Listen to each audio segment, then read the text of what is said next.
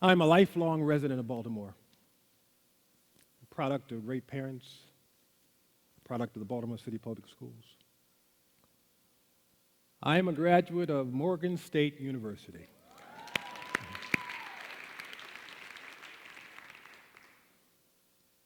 My wife and I went to the same elementary school.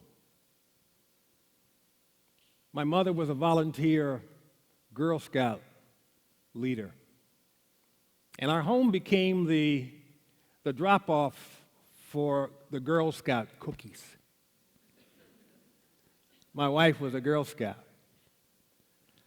I don't think it went this way, but I like to tell the story that I must have said, I don't want to buy the cookies, but I'll take the Girl Scout.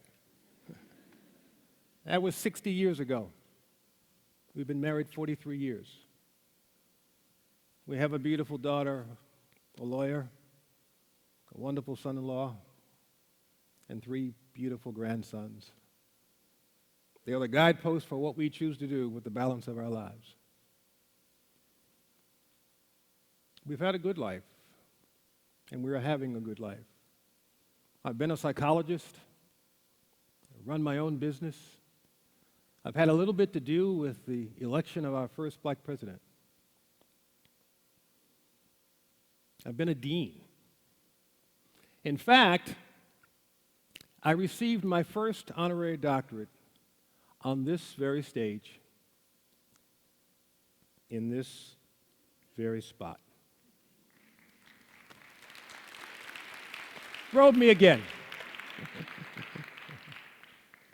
So life has been good in many ways.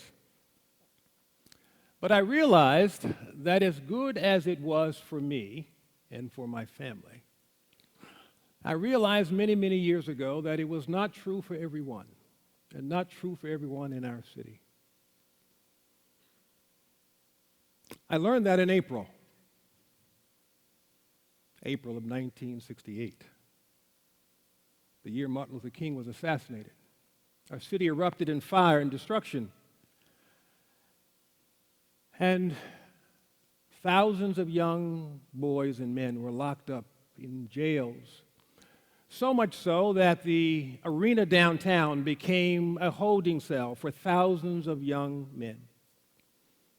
Somehow, a son of a state senator and I were able to get passes to go to the jails to take the names and phone numbers for these young men. We had pockets full of dimes to call home and to let their families know where they were. Looking at the faces of these young men with pain and the misery and the sense of loss, it's an image that I shall never forget. Fast forward to April of 2015. And once again, despair and inequality refused to conform to the etiquette to which we'd become accustomed. People have been permitted to think that the parallel universes that we live in permit us to ignore the truth and the reality of the lives that so many people in our city live. I looked at the young faces at Penn North as I walked through the city this past April. And the look in the eyes of so many young people was the same look I saw almost 50 years ago. 47 years ago, the same sense of anger, of pain, of dislocation. Some of us are awakened for the first time. Others are reawakened and reminded that this parallel universe has permitted too many of us to be removed from the solutions to change the lives that affect so many in our city. Irrespective of race or class, we all have a responsibility to improve this place we call home. It isn't unique to Baltimore. It isn't unique to other cities. It happens all over the world, this expression of inequality formed that erupts from years and years and decades of unfairness and injustice. So what do? The mayor, in her kindness, asked me to lead this thing we call One Baltimore. One Baltimore right now is an idea because we certainly do not have one city. We have more people living in different segments, different stations, different moments of challenge and opportunity. The goal is to try to create one Baltimore, but we do not have one city. It is our goal.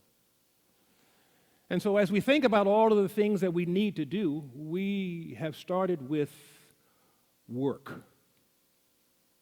We do not see how we have a city that becomes embracing of everyone unless more people are working.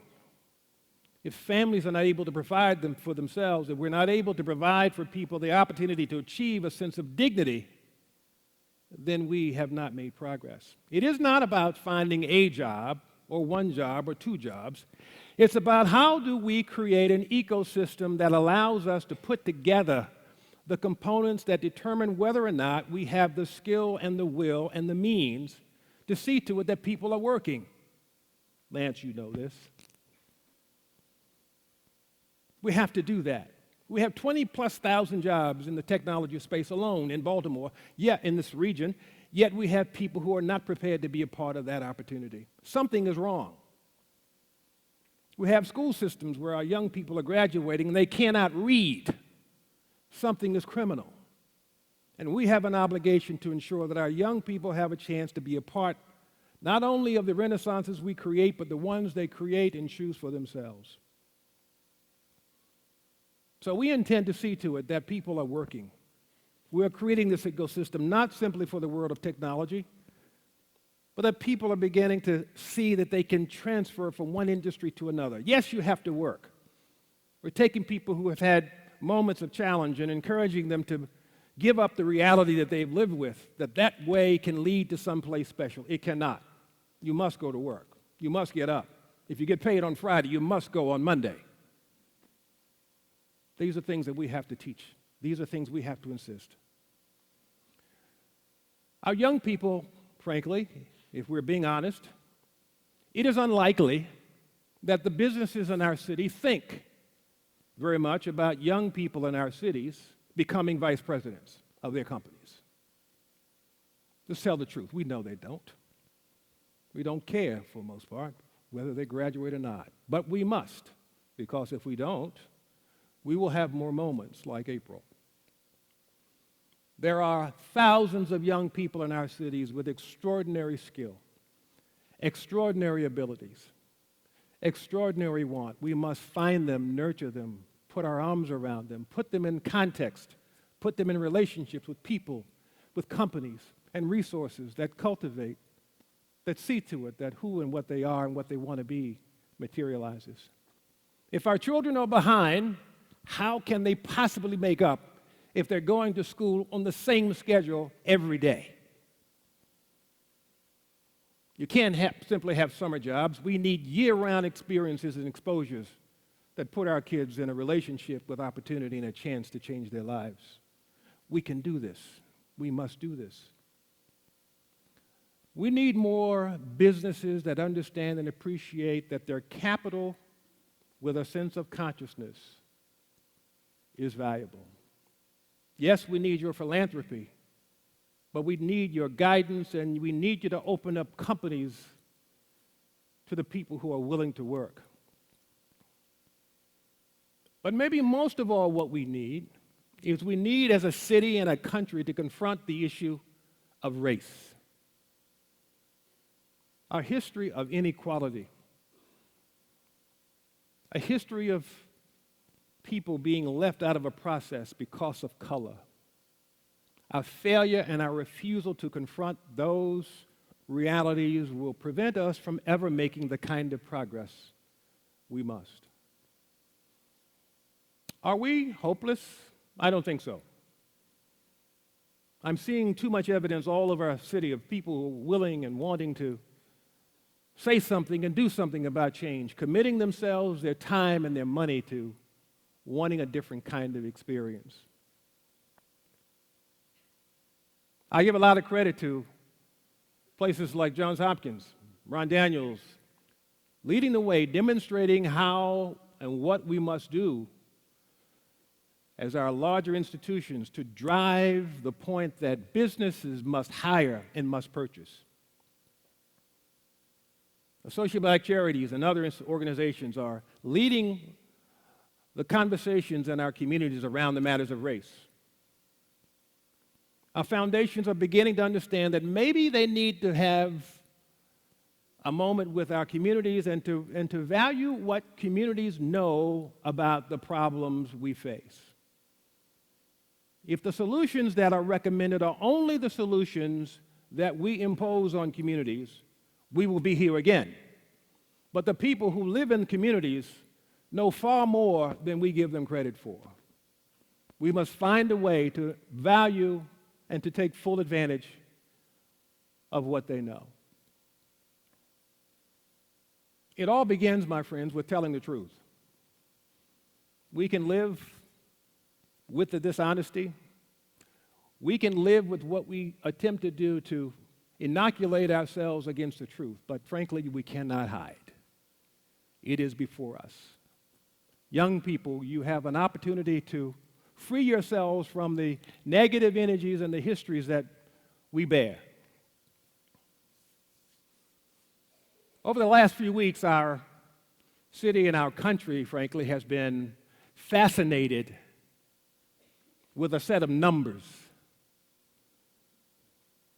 We've thought about the possibility of being rich and what we could do with that. 3 people won. Maybe 3 families benefit. Well, I want to give you another number, and I want to give you another set of bets. 344. The number of young people, the number of people in this city who died a senseless death to violence. And here's the bet. Let's bet on the future of our young people. Let's bet on the future of our city. Let's bet on the likelihood that we can change these conditions because we care. Let's bet that our world can be different. On behalf of the great people of Baltimore, we are One Baltimore.